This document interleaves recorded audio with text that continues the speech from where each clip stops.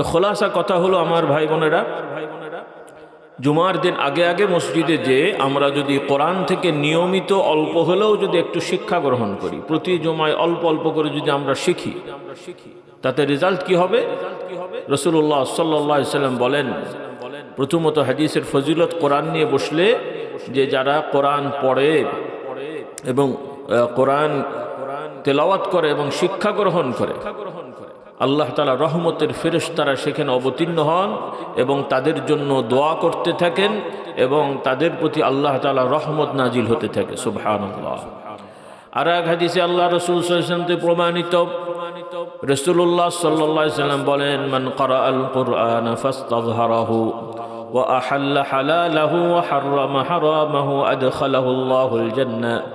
রাসূলুল্লাহ সাল্লাল্লাহু আলাইহি ওয়াসাল্লাম ইরশাদ করেন, যারা কোরআন তেলাওয়াত করে, কোরআনের শিক্ষাকে সমাজে প্রচার প্রসার করে এবং কোরআনের হালালকে হালাল সাব্যস্ত করে, হারামকে হারাম সাব্যস্ত করে, আল্লাহ তাআলা হালাল করেছেন, আমরাও সেটাকে মেনে নিলাম হালাল হিসেবে।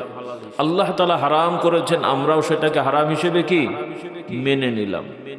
আল্লাহ তাআলা তো করে দিয়েছেন, এখন এটাকে আমরা বাস্তবায়ন করলাম। যেগুলো আল্লাহ হারাম করেছেন আমরা ওগুলো বাদ দেব, যেগুলো আল্লাহ বৈধ করেছেন আমরা বৈধ বিশ্বাস করব। এরপরে করণীয় বর্জনীয় যেটা যা আছে, এইভাবে যদি আমরা পালন করতে থাকি, আল্লাহ তাআলা আল্লাহ নবী বলছেন, আল্লাহ তাআলা তাদেরকে জান্নাতে প্রবেশ করাবেন। এখন আপনারা বা সমাজের সব মানুষ তো আর মাদ্রাসায় পড়ে মুখস্থ করতে পারে না বা সম্ভব না। তাহলে তাদের সিস্টেম হলো এই জুমা হোক অথবা অন্যান্য জুমা ছাড়াও নিয়মিত, এটা খুব বেশি জটিল কাজ না, খুব জটিল কাজ না। 3-4 বছর যদি ধারাবাহিকভাবে এই রকম অন্তত জুমা কেন্দ্রিক সপ্তাহে একদিন 35-40 মিনিট করে যদি 3-4 বছর, ম্যাক্সিমাম 4 বছর যদি নিয়মিত কোনো মসজিদে কোরআন থেকে ধারাবাহিক আলোচনা হয়, এটা মানে শেষ করা সম্ভব। বলুন সুবহানাল্লাহ।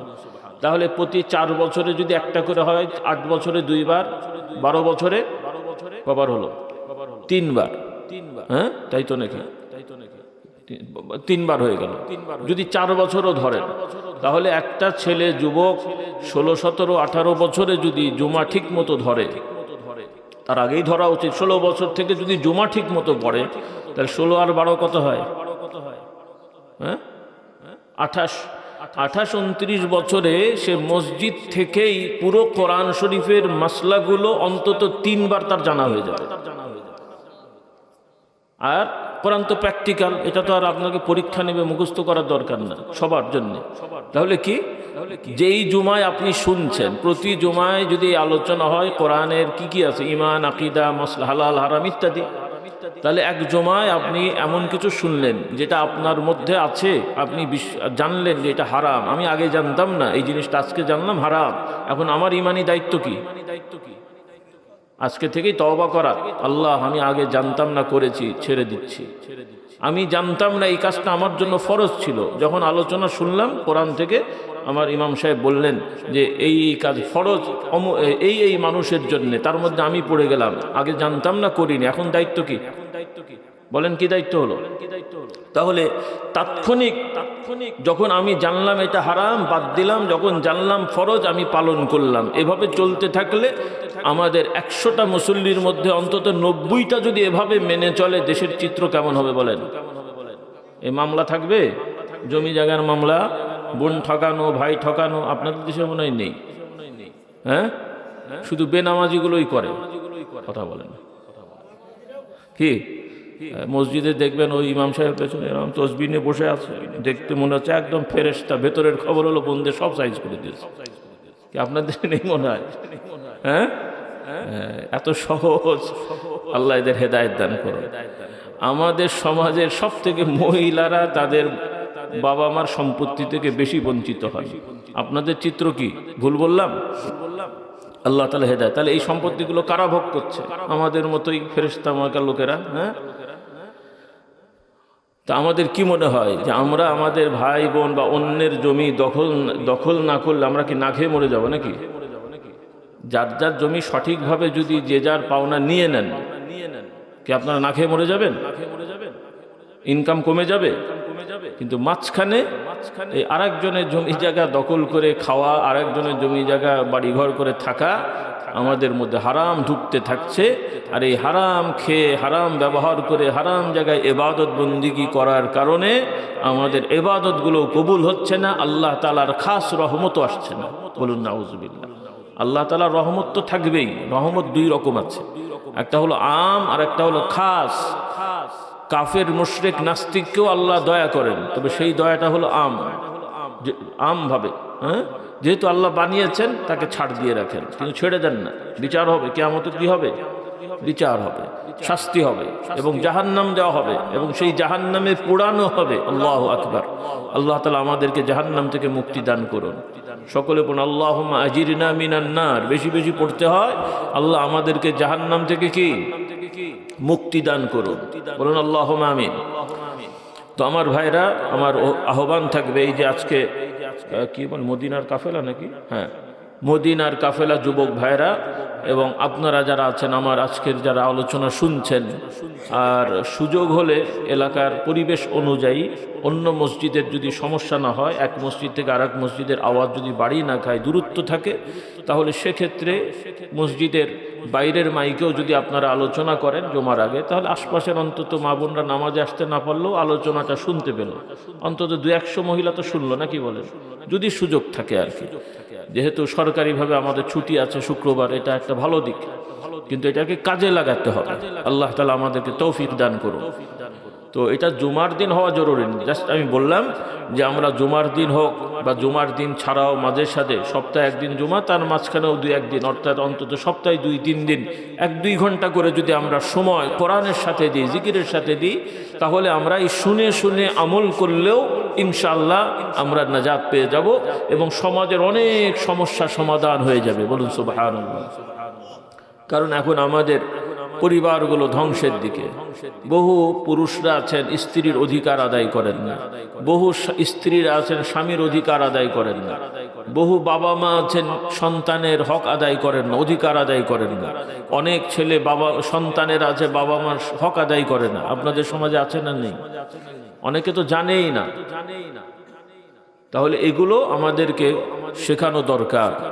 কারণ উল্লেখযোগ্য যেটা আমি খেয়াল করেছি, স্বামীরা অনেকেই আছেন যারা স্ত্রীদের মোহরানা ঠিক মতো আদায় করেন না, আবার মোহরানা যাও দেয় বা লেখে উল্টো আরো শ্বশুর বাড়ির থেকে আদায় করে। এই দেশের রেওয়াজ কি আছে? মনে হয় না নাই। হ্যাঁ, ছোট গুনাহ না বড় গুনাহ? শ্বশুর বাড়ির থেকে বলে কয়ে কোনো জিনিস নেয়া, সেটা জামাই নিক অথবা মানে ছেলের বাবা নিক, ছেলে নিক অথবা ছেলের বাবা নিক, বা কৌশল করে বলে কয়ে শ্বশুর বাড়ির থেকে কোনো বিষয় আদায় করা, এটা কঠিন গুনাহ, হারাম হারাম। কোনো যুবকেরা ভবিষ্যৎ ইনশাল্লাহ বিয়ে করার সময় কখনো এ কাজটা করবে না। বরং ইসলামের আইন হলো, ইসলামের বিধান হলো, পুরুষ স্বামী দেনমোহর দিয়ে বলে দেনমোহর আদায় করে বিয়ে করে, এবং স্ত্রীর ভরণ পোষণ খাওয়া দাওয়া সব কিছু, যেটাকে ওই লেখা হয় খোরপোষ না কি যেন লেখা হয় একটা নাকি, তো ওই রকম ভরণ পোষণ আল্লাহ তাআলার বিধান অনুযায়ী, আল্লাহর বিধান।